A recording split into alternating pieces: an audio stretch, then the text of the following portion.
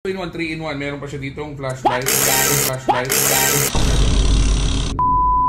So, nagka-problema tayo dito, guys. Papainitin ko sana ito. Gagamitin ko sana. Kaya lang yan. Ayaw na umandar. So, lobat na lobat siya. Oh, no! Ayaw tumuloy. So, yan. Ayaw tumuloy. Oh, shit. Not So, good. hindi niya kayang paandarin. Pwede to pa-charge natin battery. Pero, galing mo natin to. Pero, buti na lang, dumating na yung in-order ko. So, marami to guys. Marami tong dumating na to. Kakaiba to. So, unbox natin to. Ito yung Solar. Solar na jump starter. Pero hindi lang ba sa jump starter to mga tol ha? Jump starter na pwedeng panghangin ng gulong.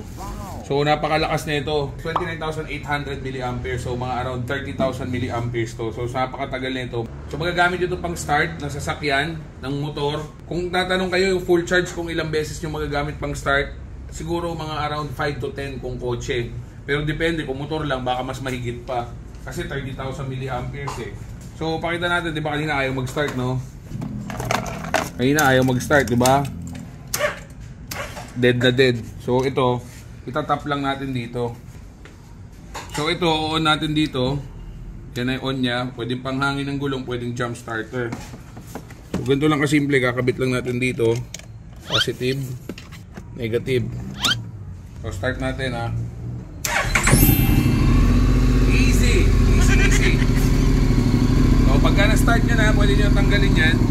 Hindi na mamamatay yan, di ba? Start na eh. So, magta-charge na uli yan. Maya-maya. So, napaka-importante na ito guys. Kasi 2-in-1 siya. Hindi lang siya 2-in-1, 3-in-1. Meron pa siya dito yung flashlight. Flashlight. Nagulat ako. Sino pala yung panghangin ng gulong, gagi? Dito pala lalabas yung hangin. Puta, nagulat pa ako. First time ko kasi gamitin ito eh. So, pwede rin, may flashlight siya. Ayan o. May blink. Tapos off. Hold nyo lang, may flashlight na rin siya. So, magagamit to, very useful to. Ayan o. So, badalhin natin to sa FJ Enduro kasi kung sakaling may ma-discarga tayo, may pang-start tayo. At the same time, panghangin na rin siya ng gulong. Tapos may bag siyang kasama ito. Para siyang album. Kagaya ng CD. Pero may panghangin. So, para siyang typical na hangin ng gulong. Pwedeng bar, pwedeng KPA. Pwedeng ganyan, pero ako dito ako sanay sa PSI. So PSI yung gagamitin natin. Ang hangin nitong gulong natin is likod nito 40 nilalagay ko eh.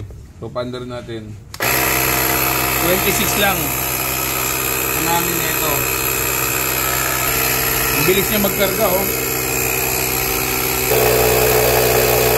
So yun, puno na agad. Ganun lang kasimple. So palas ng hangin.